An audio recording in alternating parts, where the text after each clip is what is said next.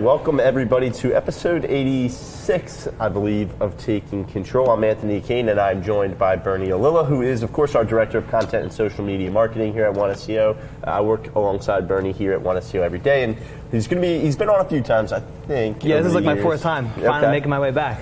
It's been a little while. There's been a little bit of a drought with a Bernie drought. But no, Bernie's back, and he's going to be a great guest because one of the things that we wanted to talk about today kind of circles around Facebook and obviously the big 800-pound gorilla in the room in terms of social media. Not that there aren't other platforms out there, but of course, Facebook has certainly been on the rise the last few years, and there's been some interesting changes in the way that you can target people and serve up ads for your business. So Bernie's going to be an awesome guest to have on today. But before we jump into some of the stats and some of the information we wanted to go over regarding Facebook, I did want to circle back again and let you guys know that, of course, coming up on March 21st, it's a Thursday, we have the One Conference Tech Edition. So back in November, again, we had our One Conference here. Bernie, myself, we were both here. It was a great day. The office was filled with local businesses. It was a great conversation, great speakers.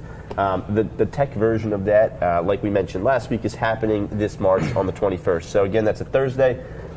Be sure to save that date. Registration would be at 8:30 in the morning. More details to come regarding the actual day, but all the information you need in terms of signing up, it's completely free. It can be found at oneseo.com/tech-one conference.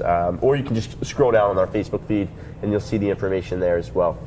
But yeah, Scott was on last week, who is, of course, our president of our tech division here, and he's doing a lot of work behind the scenes to line up some of the guests. I know there's going to be a speaker from the FBI here as well. It's going to be a great day. We're super excited about it, and it's quickly approaching. We're just about a month away, if not almost exactly. It's today the 21st? Yeah, it's today's exactly 1 month away. There. Yeah, so no, that's exciting. Be sure to sign up and claim your spot, because just like with the other one, the spots are going to be limited again. But no, so jumping right into it, I have Bernie here who deals a lot with the social media advertising that takes place here at One SEO. Obviously, we deal with an array of verticals, an array of different industries and different types of businesses of all sizes, platforms. And there's sort of some common, occurrences or traits with a successful Facebook ads campaign. And I wanted to jump in right into sort of the funnel or the sequence aspect of it. And before we do that, just to backtrack to why I think Facebook's so important. I'll get your take on it as well. But obviously, it's where your audience really kind of is at this point. And I always revert back to an awesome study that Facebook themselves did back when I think Walking Dead premiered like 2 years ago.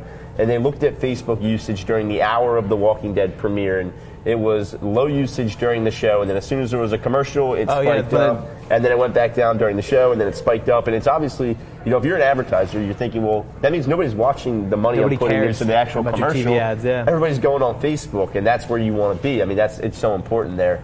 And Facebook's come an incredibly long way in terms of what you can do and the capabilities. But that was sort of my take. Obviously, Bernie, you deal with it. Facebook's a platform we certainly recommend. What are your just high-level thoughts of Facebook as a platform now? High level, it's like most people when they start doing Facebook, when they consider it, they think about it just for like branding and a way to kind of get out there and to get likes or whatever. It's a way to interact with people. Right. But it's really more of it's a really viable advertising platform right now, because when you're thinking about Google, that's when like you have this auction going on because people are like looking for you. Whereas with Facebook and other social media platforms, it's like we're out there actually going to try to find them based on what they're doing there. Yeah. So there's lots of opportunity there, not just from the branding side, but from like the hard sell side, the conversion side. You can basically do anything you want. Any objective that you have on social media, we can figure out a way to do it on Facebook. Yeah, that's an awesome comparison or distinction you made too. With Google, obviously, someone's looking for a plumber, or they're looking for a new pair of shoes, or whatever it might be. They're actively going on Google and they're making that search and they're clicking around or whatever it might be. But that's kind of a great segue into sort of the funnel as well, which is so important on Facebook, because a lot of people,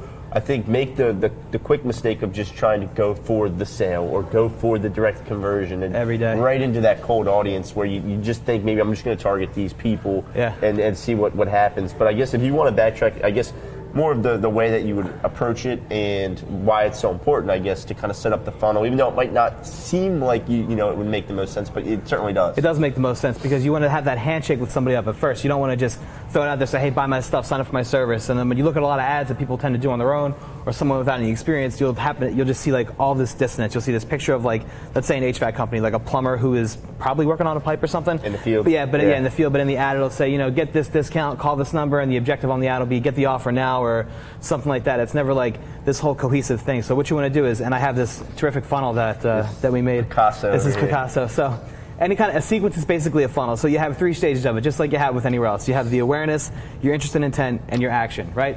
So the awareness side of the funnel is where you want to kind of branch out and make that introduction to the person in the audience. Right. To say, hello, hey, I'm the brand, you're the customer, this is me. But you want to do it in a way that's not too invasive. So you always want to put value first content out there in front of them, like a video that says. I was going to say video. A video is the way we do it. A video is the best way to build like an audience that you can start retargeting and kind of like. Asking for different things for later on down the funnel, but it's always got to be that video, that handshake, that how-to, like, hey, this is how you do X, Y, and Z on your pipe system. This is how you fix your garbage disposal. And then from there, you already know that they're interested in like home stuff like that, like because they watched that video. So after that, you can either feed them another piece of content that offers like a different kind of how-to, or ask for like them to join an email list. Yep, yeah. Or you just go right for the conversion after that, like, hey, I saw that you're interested in learning how to tie a tie.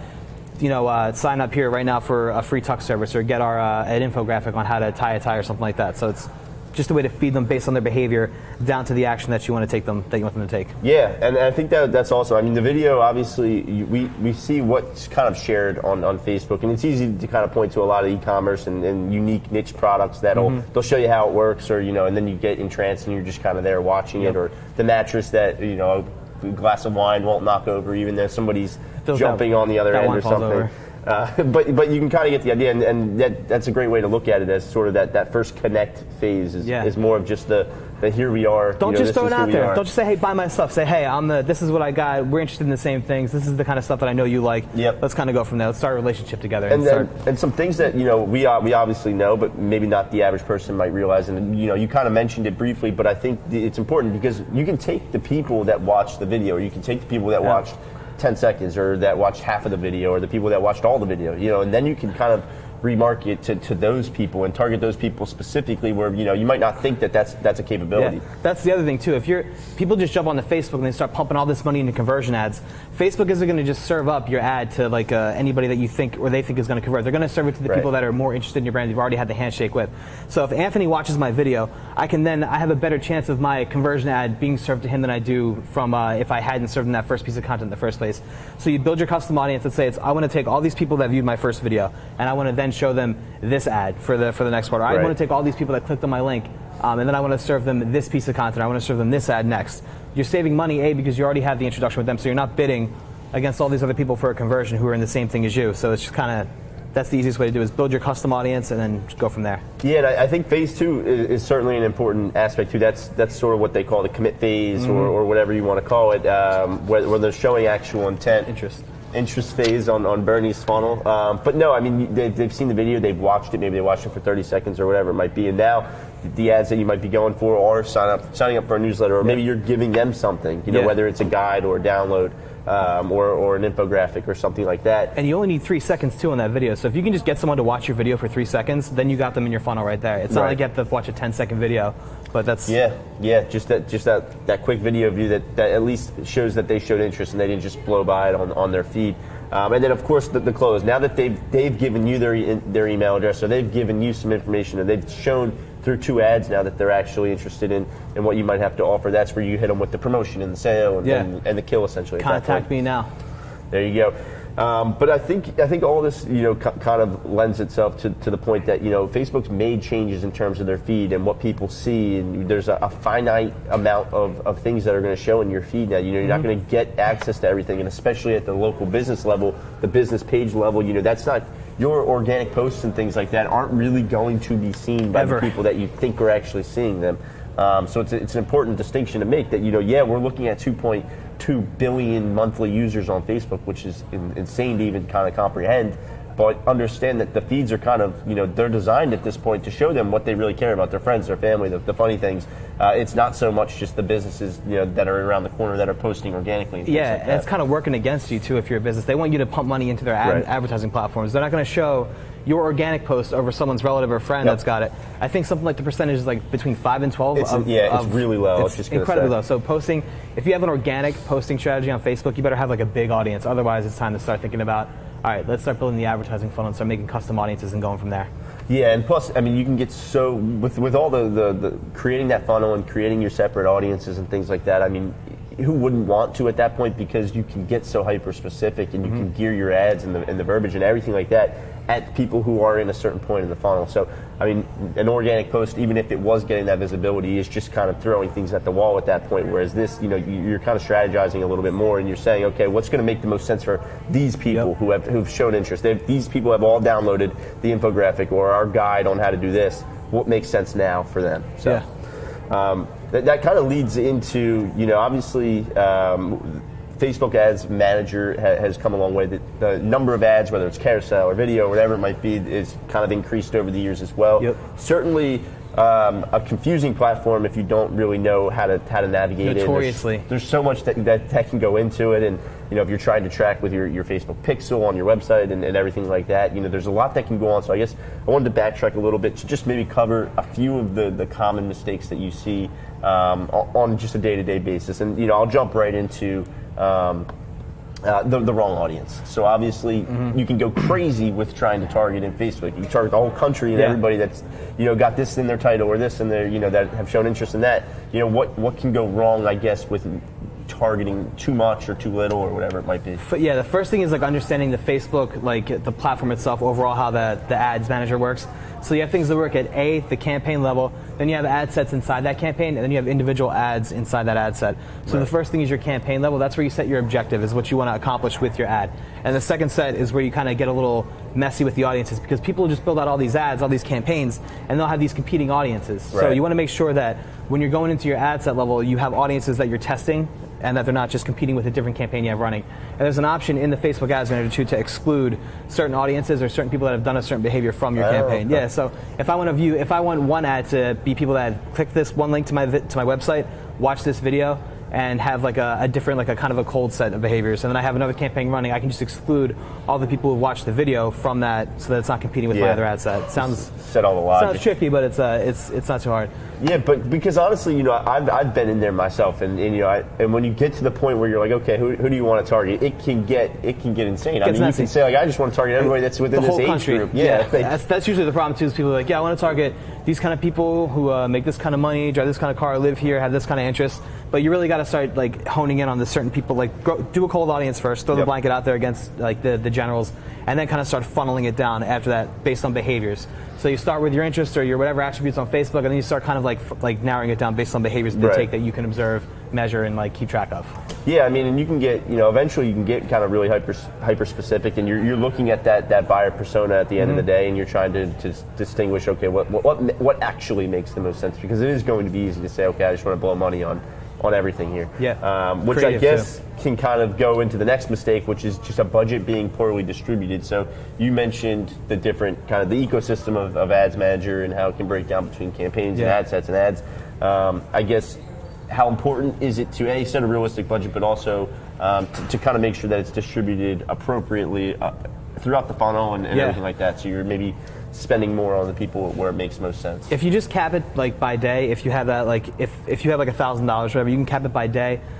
Think about like when someone's going to be most interested or like be most available for what you're doing. So let's say you're dropping a pin at a convention that runs from Wednesday to Sunday. You know the busiest times for that are going to be on the weekends, right? From Saturday to Sunday. So just spend your money on Saturday and Sunday. So think about your budget that way. But in terms of optimizing it for delivery, just use Facebook's like the options that they have, so that you're not getting too granular with it. Because the more you get involved in it, the more likely you are to kind of make a mistake with the bidding. But if you cap daily, just think about the times people are going to be available for things, and just kind of go from there with your budgets.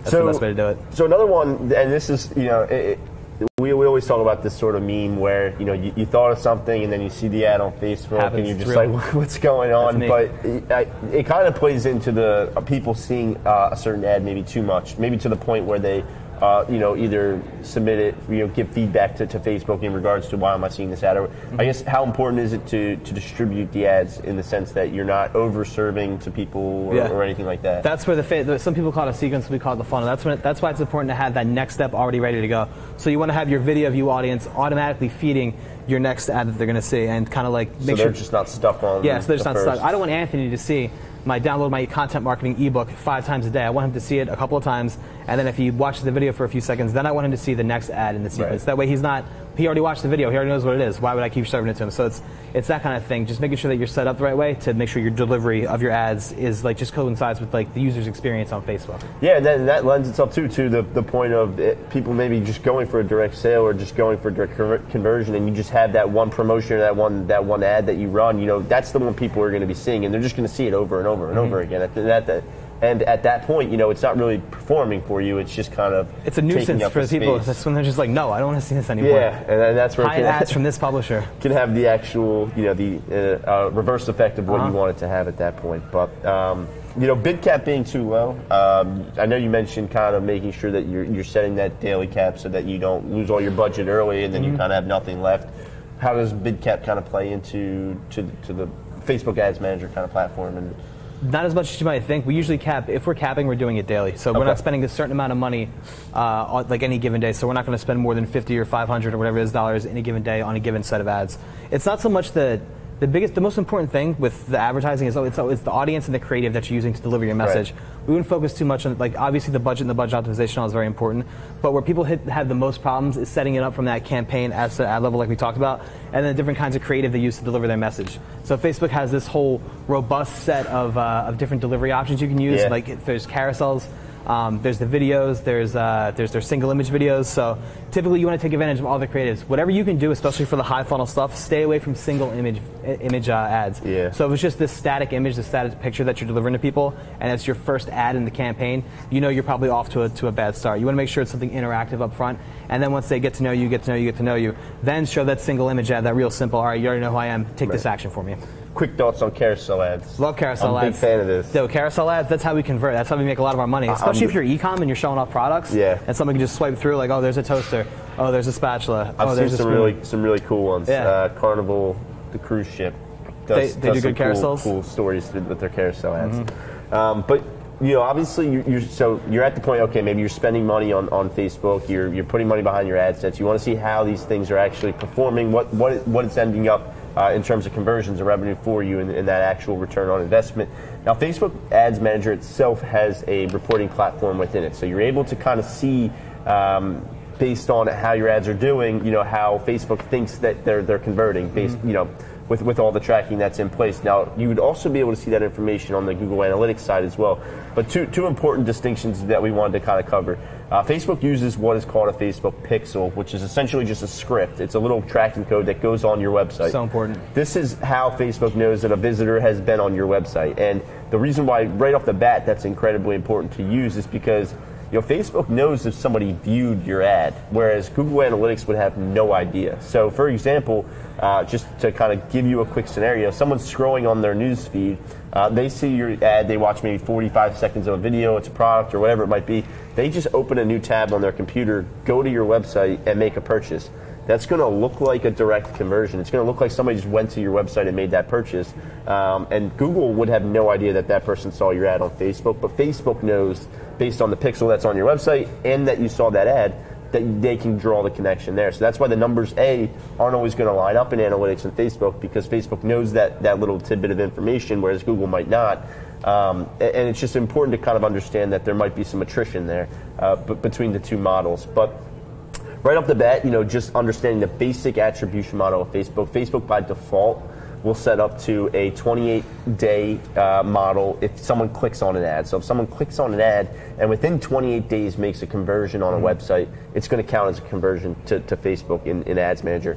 They also roll on a 24-hour view basis. So within 24 hours of someone viewing the ad, they make a conversion on the website. Facebook's going to want credit for that as well, and as they should. I mean, the ad's playing a role in the process there. Someone saw the ad or they clicked the ad.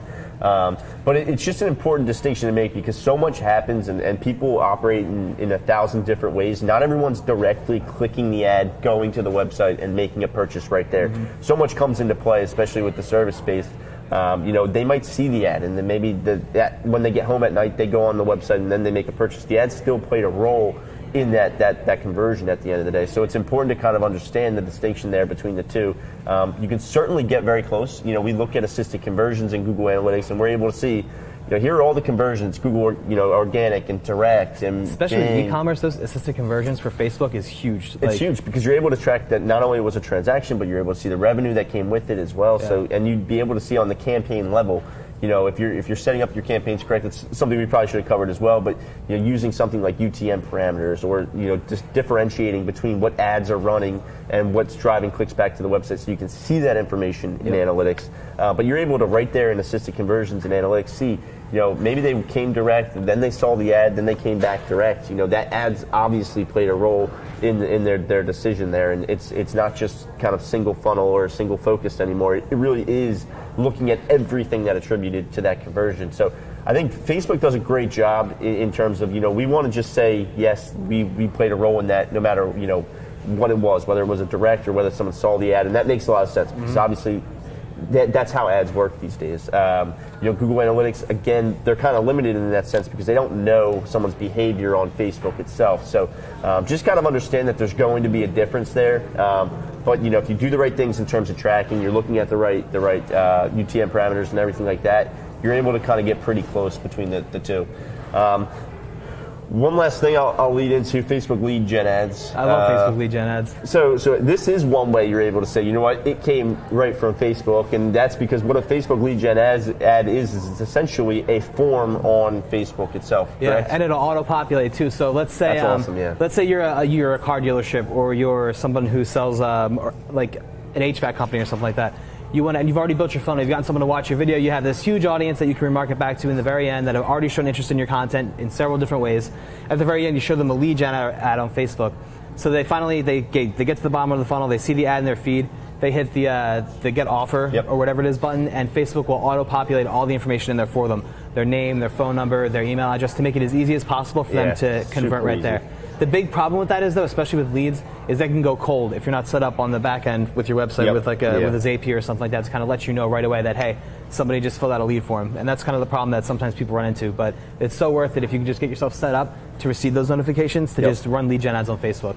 Yeah, and like I said, as far as attribution goes, you can credit that straight to Facebook because it's a form that's right on Facebook. And like Bernie said, it's going to populate with info. It's as easy as filling a form can be. Is what Facebook lead gen ads pretty much offer right now, and they're incredibly an incredibly viable option. And they make it so easy on the user too, which is the best part. Like if you're a dentist. Like I said, if you're a car dealership, if you are selling trips to the Dominican Republic, if we have one of our clients, you can really do literally anything almost with a lead gen ad on Facebook.